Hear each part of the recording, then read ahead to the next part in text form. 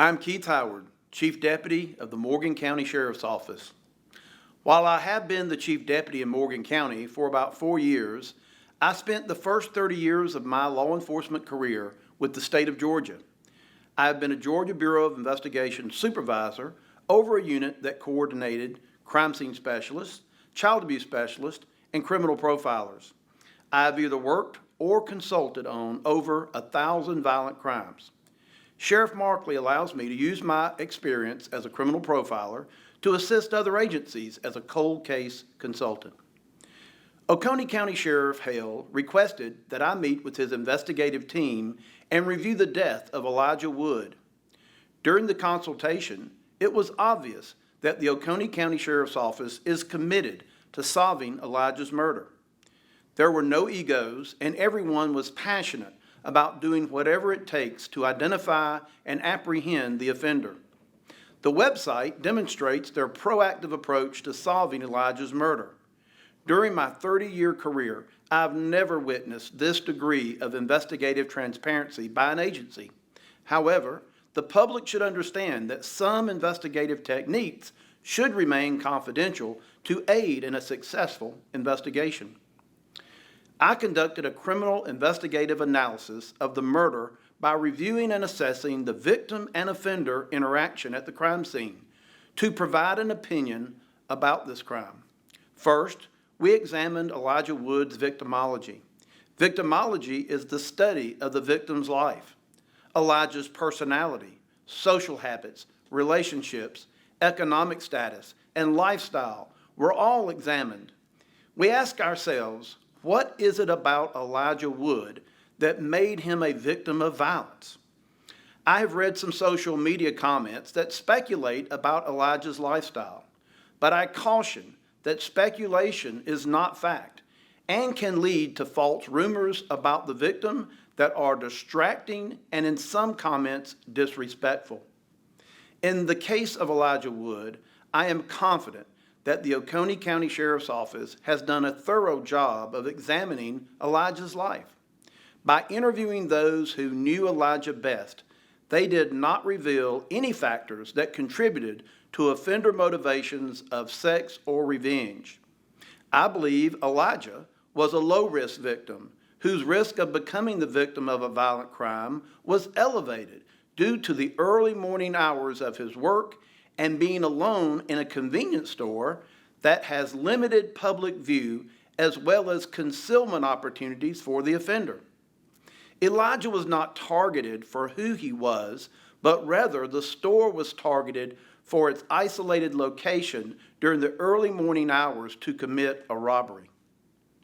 We then reviewed the videos of the crime scene. There is much offender behavior to observe in the videos that contributes to my opinion about this offender. The direction of the offender approached by vehicle, the vehicle's route taken, the direction the offender approached on foot, the offender's clothing and how it was worn, the type of gloves worn, the type of weapon used, the way the offender held the weapon, the offender's mannerisms, how the offender reacted after the shot. For example, when it comes to feet and legs, research indicates that there are approximately 40 different styles of walking. These walking styles are important because changes in the way people walk can reflect changes in their thoughts and emotions, revealing a person's true thoughts, feelings, and intentions. The way in which the offender bounced after he shot helps us detect things the offender is unknowingly revealing about his true state of mind, such as his athleticism. Collectively, all these factors taken in their totality lead me to the opinion that Elijah Wood was the victim of a murder that was the result of a failed robbery attempt. This crime's primary motive was not sex or revenge, but was motivated by greed. The murder occurred during the failed robbery attempt. It has been suggested that the offender possibly committed this offense to elevate his status within a criminal gang organization. While this offender could be affiliated with a criminal gang, the evidence of this crime did not reveal a nexus to any gang initiation patterns consistent with the national law enforcement experience or data. In collaboration with experts at the Georgia Gang Investigators Association, the evidence available for review did not suggest that a street gang act occurred. When considering that Elijah was a victim of a failed robbery attempt, we examined the latest 2019 Georgia crime statistics. During 2019, there were 6,674 robberies in Georgia. 1,030 offenders were arrested. The solvability rate for robbery in Georgia during 2019 was 15%. While we do not know for certain the offender's sex, age, and race, we can say with a high degree of probability, based on the 2019 statistics, that the offender is most likely within the statistical probability of the 1,030 arrests, which identifies the majority of offenders as 90% male, 76% between the ages of 16 and 29, and 83% non-white.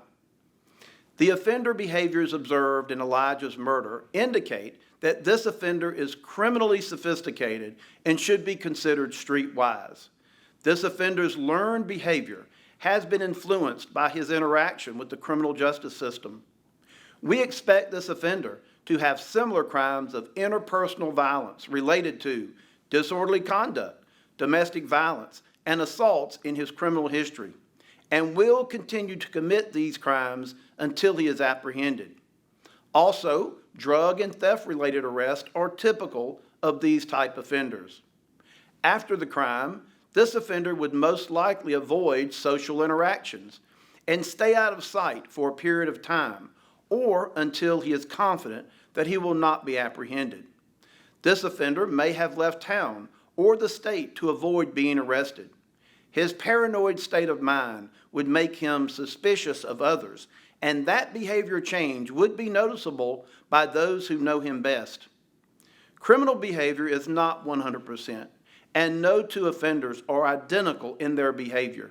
For that reason, one should not expect that this offender will be exactly as described in my assessment, and assessments can change as new information is updated.